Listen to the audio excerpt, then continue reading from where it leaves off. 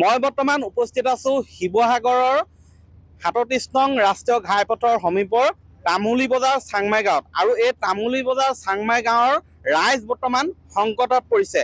ইয়াৰ মূল কাৰণটো হ'ল অতি প্ৰদূষিত ধূলি আৰু ধোঁৱা। মই দেখুৱাইছোঁ এটা মিক্সাৰ মেচিন।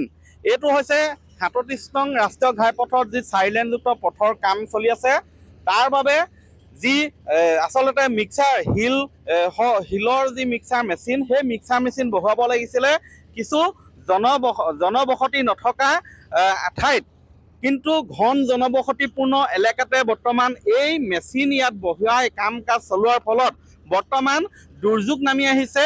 ইয়াৰ যি তামুলী বজাৰ চাংমাই গাঁও, সেই চাংমাই গাঁৱলৈ দুৰ্যোগ নামি আহিছে। এইটো যি দেখিছে অহৰহ ইয়াৰ পৰা ধোঁৱা আৰু ধূলি, অতি প্ৰদূষিত, সম্পূৰ্ণ আচলতে পৰিৱেশটো ইয়াত প্ৰদূষণ সৃষ্টি কৰিছে, যাৰ বাবে ইয়াত শিশুৰ পৰা বৃদ্ধলৈকে বিভিন্ন বয়সৰ ব্যক্তিসকল ৰোগত আক্ৰান্ত হৈছে। মই ভুক্তভোগী ইয়াত লোক আছে, ইয়াত স্থানীয় ৰাইজ আছে, মই তেওঁলোকৰ পৰা জানিব বিচাৰিম আচলতে যি ধৰণৰ ব্যৱস্থা কৰিব লাগিছিলে প্ৰটেকশ্যন, সেই ব্যৱস্থা নাই কৰা নেকি? কি সমস্যাত পৰিছে তেওঁলোকে? প্ৰথম কথা হৈছে আমাক উন্নয়ন লাগে, কিন্তু এনেকুৱা ধৰণৰ নালাগে মানে। কাৰণ চাওক, আমাক কণ শিশুৰ পৰা আদি কৰি যিখিনি আপোনাৰ ৰাইজ আছিলে, তেওঁলোকক মানে এনেকুৱা মানে বেমাৰত পৰি আমাক উন্নয়ন নালাগে মানে। যিটো পৰিৱেশ হ'ব লাগিছিলে, যিমান মানে আপোনাৰ এইটো হাইটটো, যিটো হাইটটো মিক্সাৰ মেচিনৰ যিটো হাইট হ'ব লাগিছিলে, সেইটো হাইটটো খুব বেছি চাগে 15 ফুটমান আছে। তাৰ হাইটটো হ'ব লাগিছিলে বহুত ওপৰত। যদিহে ওপৰত হ'লহেঁতেন এনেকুৱা প্ৰদূষণ নহ'লহেঁতেন চাগে।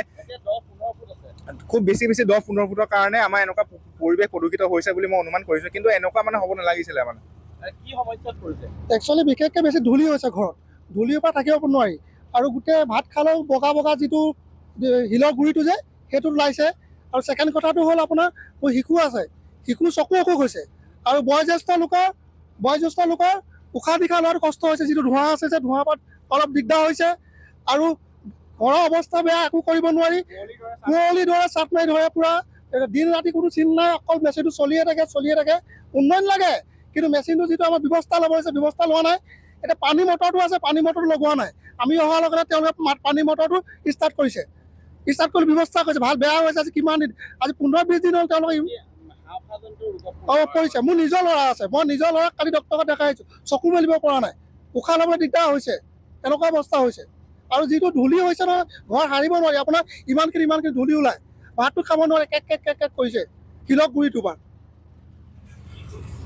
এতিয়া কি দাবী জনাব? এইটো মেচিনটো যেতিয়ালৈকে তেওঁলোকে চল্ভ কৰি নিদিয়ে, আমাৰ মানে আমাৰ ধূলি যিটো মানে পৰিৱেশ সৃষ্টি কৰিলে তেওঁলোকে, যেতিয়ালৈকে এইটো চল্ভ নহয় তেতিয়ালৈকে এইটো বন্ধ ৰাখিবলৈ আমি ব্যৱস্থা গ্ৰহণ কৰিম। হয়, মেচিন ইয়াত কাম কাজ কৰাত কাৰো আপত্তি নাই, মেচিন চলাই থাকক, তাতো আপত্তি নাই। কিন্তু এনেধৰণৰ মই দেখুৱাইছোঁ অতি প্ৰদূষণ সৃষ্টিকাৰী এই মেচিন চলোৱাৰ আগতেই, ইয়াত কাম কৰাৰ আগতে কিন্তু যিখিনি প্ৰটেকশ্যনৰ ল'ব লাগে, ইয়াত যি ধৰণে পানীৰ ব্যৱস্থা কৰিব লাগিছিলে, সেই পানীৰ ব্যৱস্থা নাই।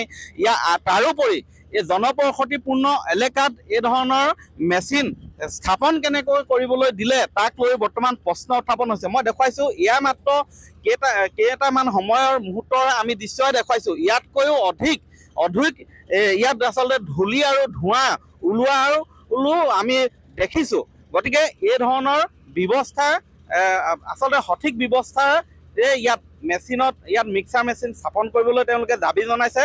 কাৰণ এনেধৰণে যদি কোনো ধৰণৰ প্ৰটেকশ্যনৰ ব্যৱস্থা নকৰাকৈ এনেধৰণে মেচিন চলাই থাকিবলৈ হয়, তেন্তে ইয়াৰ যি স্থানীয় ৰাইজ আছে, সেই স্থানীয় ৰাইজ জটিলতকৈ জটিল ৰোগত আক্ৰান্ত হোৱাৰ শংকা দেখা দিছে। ইতিমধ্যেই কেইবাটিও শিশু, তদুপৰি জ্যেষ্ঠ নাগৰিকক ইতিমধ্যেই ডক্টৰৰ ওচৰলৈ লৈ যোৱা হৈছিলে।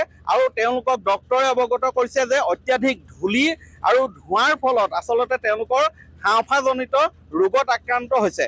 অনাগত সময়ত লক্ষণীয় হ'ব ৩৭ নং ৰাষ্ট্ৰীয় ঘাইপথ কৰ্তৃপক্ষ তথা NHIDCL এই ক্ষেত্ৰত কি পদক্ষেপ ল'ব, বা যিসকল ঠিকাদাৰে ইয়াত কাম কৰিছে, সেই ঠিকাদাৰসকলে যাতে অতি সোনকালে ইয়াৰ বাবে এটা ব্যৱস্থা লয়, তাৰ বাবে ইয়াৰ স্থানীয় ৰাইজে দাবী উত্থাপন কৰিছে।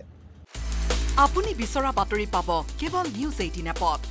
নিউজ 18 এপ ডাউনলোড কৰিবলৈ স্কেন কৰক এই QR কোড। গুগল প্লে ষ্টৰতো পাব এই নিউজ 18 এপ।